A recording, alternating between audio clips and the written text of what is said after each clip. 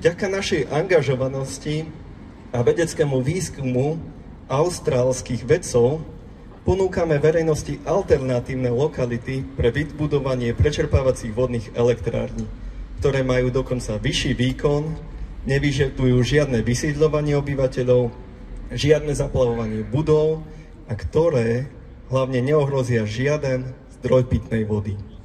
Ak má byť energia našich vedcov vynaložená zmysluplne, tak nech začnú skúmať lokality v obciach Príbelce a Opava, okres Veľký Krtíš, Lehota nad Rimavicou, okres Rimavská Sobota, Nedožeraný Brezany, okres Sprievica, Valaškovce, okres Humenné, Kotmanová, okres Lúčenec.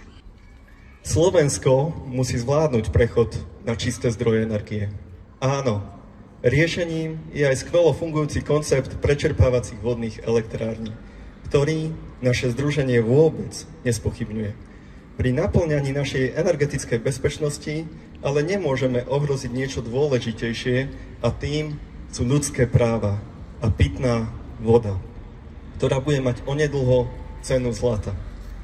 Na záver vás chcem vyzvať aktivite a odvahe. Diskutujme, hľadajme informácie, overujme ich a zdieľajme. Zakladajme združenia, komunity, bojujme za lepšiu budúcnosť. A hlavne nezabudnime v budúcich voľbách na to, ako sa zachovali naši predstavitelia miest a obcí, vlády a aj náš prezident. Ďakujem veľmi pekne.